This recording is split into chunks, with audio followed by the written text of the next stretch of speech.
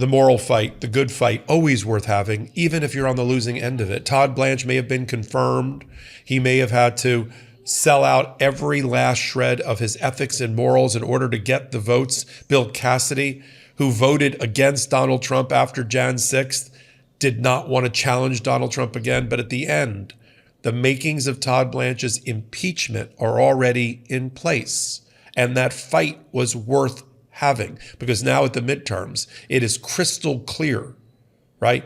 Good versus evil, light versus dark. Do you want a president who is unhinged and is abusing the rule of law and has no regard for the Constitution? Do you want him and his attorney general, who was picked solely to enable every worst instinct of Donald Trump? Do you want them in power or not? Or do you want them reined in by a proper Senate and a proper House providing oversight? That is a yes or no question. It's binary. The light is on or the light is off. And it's not just that Todd Blanche, during his confirmation hearing, said many things that will eventually be used both to impeach him and, depending upon the level of the pardon that Donald Trump gives him, potentially to prosecute him.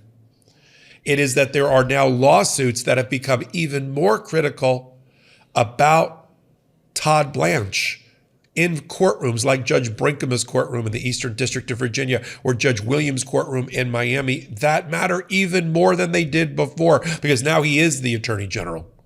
And so it's no longer, this is a referendum on whether he is fit to be Attorney General.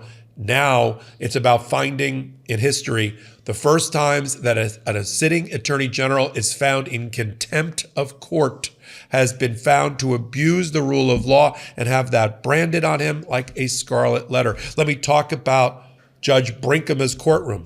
We got a brand new filing by our friends at Democracy Forward. They've amended their complaint, they've added some plaintiffs, and now they are putting squarely in front of one federal judge the question of whether Todd Blanche's unilateral creation of an immunity, a release of Donald Trump, his family, 400 of his entities from all tax liability, all tax prosecutions, all tax audits, meaning a carte blanche, a free pass to commit tax evasion from May of this year, looking backwards decades, if that is legal and unconstitutional or not. That's now in front of Judge Brinkema because we've got the brand new lawsuit that's been brought by Democracy Forward, an amendment to their prior complaint. Now, you may recall that Judge Brinkema already blocked the Jan 6 fund.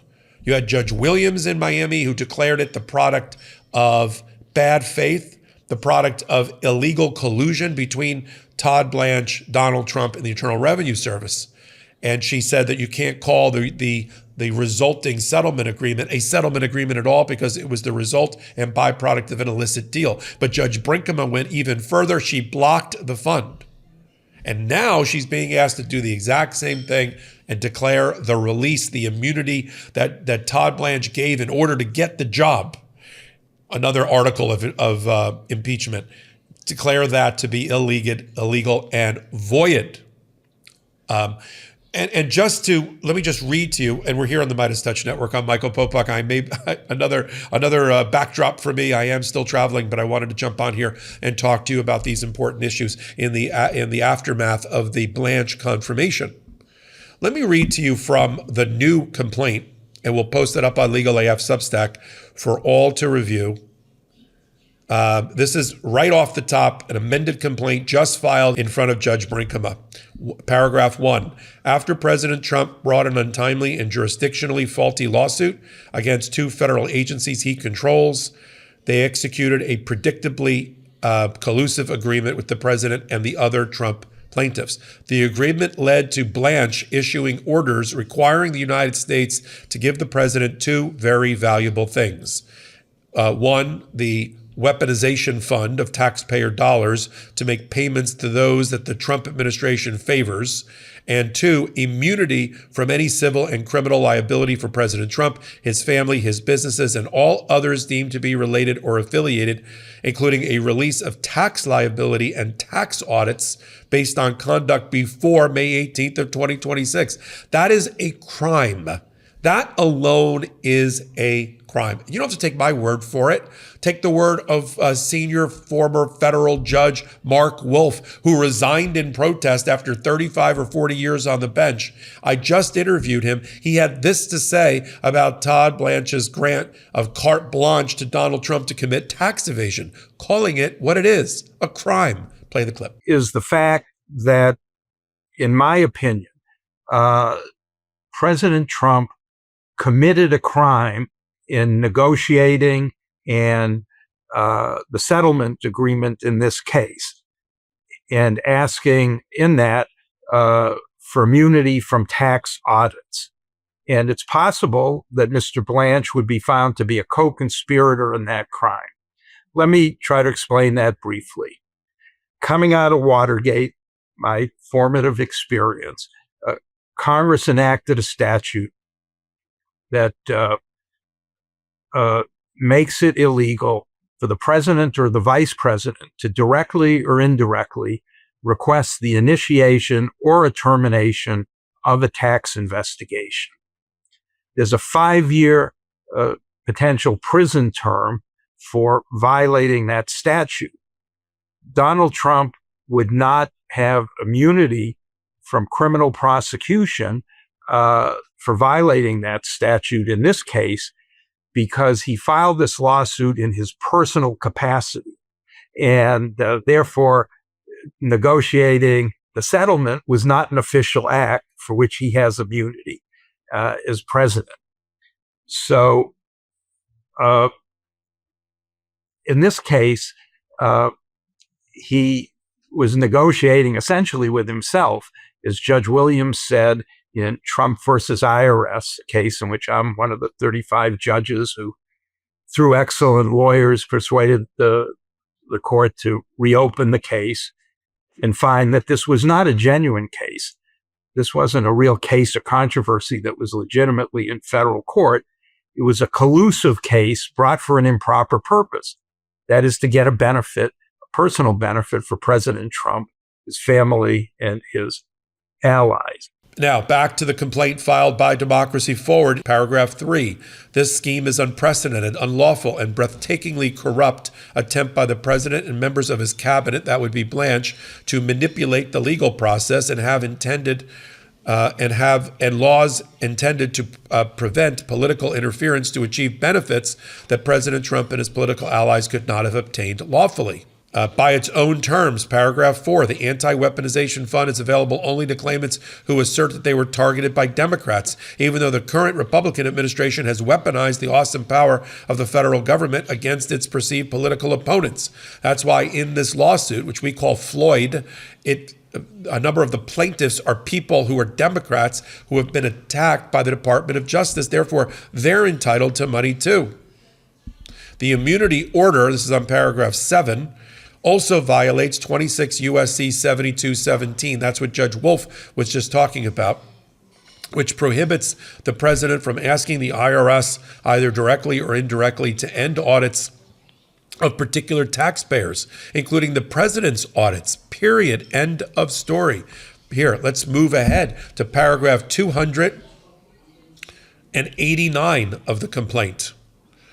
Acting Attorney General Blanche, well, let's just call him Attorney General Blanche, had no authority to issue the immunity order, releasing all tax claims and terminating tax audits and liability of the president, his family, and all unnamed affiliates for prior tax years. We're talking about hundreds of millions of dollars that Donald Trump could have owed to the IRS and to the American taxpayer. He's been fighting it for years. That just got wiped off the books if Todd Blanche's unilateral immunity agreement that he signed by himself is deemed to be legal. I don't think it's legal. I think Judge Brinkema is the right judge to declare it illegal.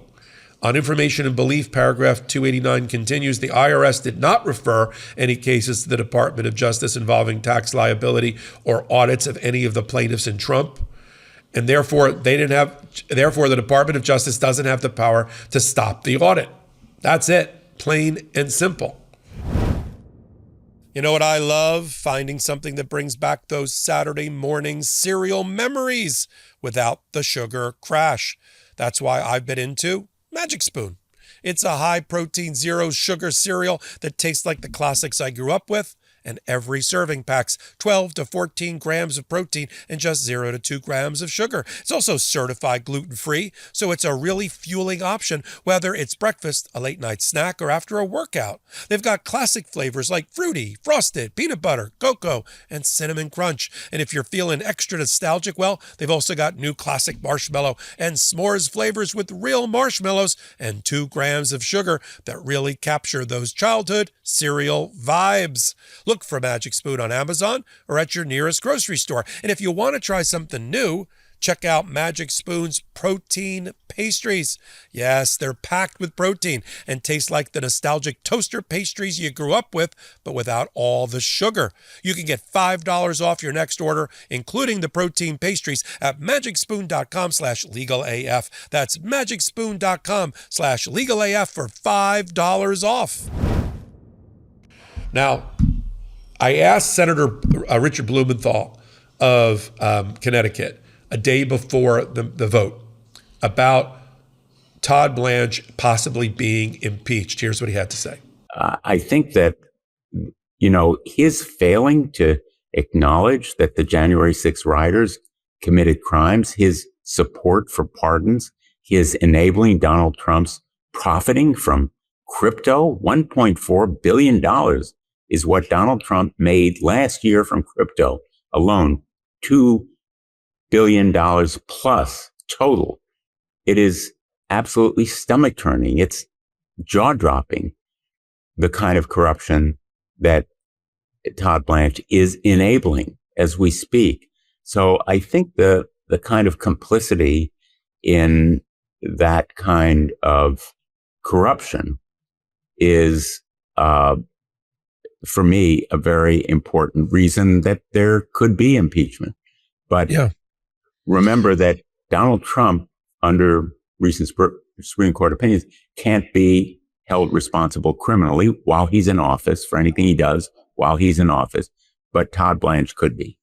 And so I didn't want to leave our audience here on MeidasTouch and Legal AF sort of down in the dumps about, well, the fight was lost against Todd Blanche. What are we going to do? Well, we're going to use it politically and to motivate the vote. That fight is worth having. That conversation, that debate in the public square of ideas is worth having. And we see that the cravenness of 50 all Republican senators got Blanche barely across the finish line, with Collins and Murkowski showing, I wouldn't call it political courage. They're fighting for their lives and their Senate seats in Alaska and Maine, respectively. But at least they voted against Blanche. It'll go down in history that way. I mean, Murkowski and Collins voted to convict Donald Trump off of the impeachment of Jan 6th. So did Cassidy. What happened to Bill Cassidy? But rather than wring our hands and wring our necks about what's going to happen next, let's talk about how the courts continue to be the bulwark, continue to be the firewall to protect our democracy. I asked Senator Cory Booker, also on the Senate Judiciary Committee, along with Senator Blumenthal, about a day or two before the vote, about whether this fight was even worth having and why have it. And here's what he had to say. I would say, please don't surrender to that idea, because that will lead us into a pretty terrible place. I know from my own history as a Black American that people fought hard as hell for every inch of ground we gained. And this idea that if we just acquiesce, if we just give in, maybe it won't be as bad as we imagine it to be. That to me is inviting disaster and resigning yourself to injustice. We have to fight.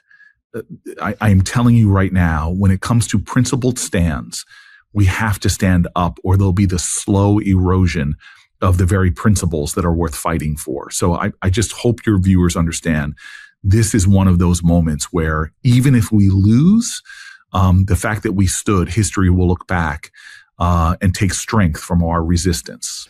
Well, thanks for being here on MeidasTouch. You're going to see a few more of my videos over the weekend. as I start to get back into my normal cadence, even though I'm still traveling with my family. It is important for me to take time away from my family to talk to you directly. I know it's important for you to be part of the MeidasTouch and Legal AF community. We're going to cross 1.2 million subscribers this weekend with your help on Legal AF YouTube channel. Take a minute, hit the free subscribe button. Help us to continue to grow our pro-democracy channel there as well. And if you want to read the whole 60 pages of the brand new amended complaint filed to put that tax immunity front and center in front of a federal judge, it's up on Legal AF Substack for paid members. Think about becoming a member there as well. It helps us. Until my next report, I'm Michael Popok. Can't get your fill of Legal AF? Me neither. That's why we formed the Legal AF Substack. Every time we mention something in a hot take, whether it's a court filing or a oral argument, come over to the Substack. You'll find the court filing and the oral argument there, including a daily roundup that I do called, wait for it, Morning AF. What else? All the other contributors from Legal AF are there as well. We got some new reporting. We got interviews. We got ad-free versions of the podcast and hot takes. Where? Legal AF on Substack. Come over now to free subscribe.